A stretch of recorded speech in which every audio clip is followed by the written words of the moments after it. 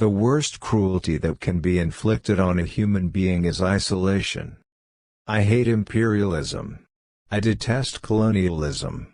And I fear the consequences of their last bitter struggle for life.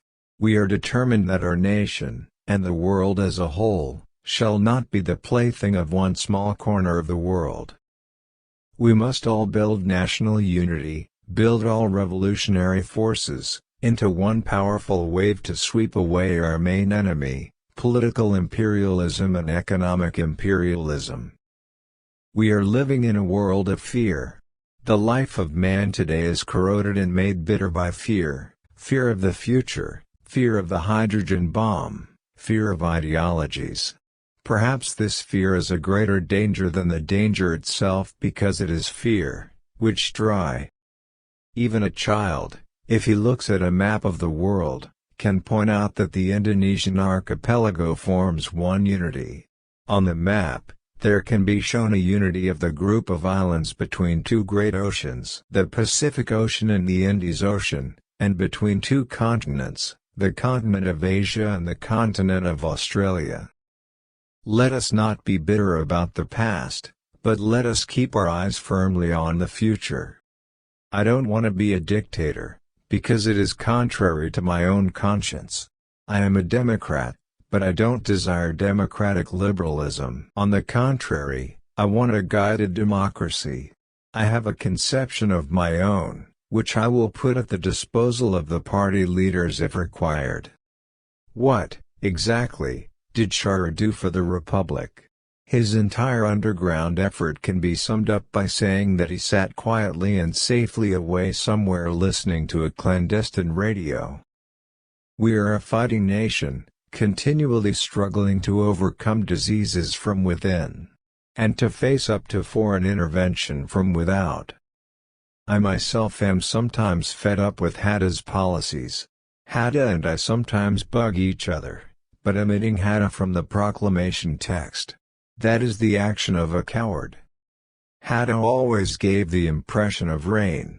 If I was in a real good mood and full of ideas and then happened to encounter Hatta, I felt I was suddenly surprised by a shower of rain and got wet all over the body. My good mood was gone, and also my ideas. Our socialism does not include extreme materialistic concepts, since Indonesia is primarily a God-fearing, God-loving nation. Our socialism is a mixture. We draw political equality from the American Declaration of Independence. We draw spiritual equality from Islam and Christianity. We draw scientific equality from Marx. I was weaned not on television or Wild West sagas but on stories of nationalism and patriotism. I would sit at my mother's feet by the hour and drink in these exciting tales of the freedom fighters in our family. It is, of course, true that I have given priority to the settling of the problem of security and the problem of Irian Bharat, although I knew that in order to do these things, almost 3/4 of our national product had to be spent. We must have a blueprint not only for a guided economy but for a social order based on justice and ensuring the well-being of the people. Like David Copperfield, I was born amidst poverty and grew up in poverty. I did not own shoes. I did not bathe in water from a tap. I did not know about forks and spoons. If I used to say that Indonesia would be free when the corn ripens, I can now say that Indonesia will be free before it blossoms. Am I not peaceful? We want to be free, completely free. Free to be free. We want to be left alone. I am not an economist. I am not a business technician. I am a revolutionary, and I do what is right for an economic revolutionary. Insofar as Pancasila is concerned, I am only its formulator, a formulator of those feelings which have been present silently in the heart of the Indonesian people.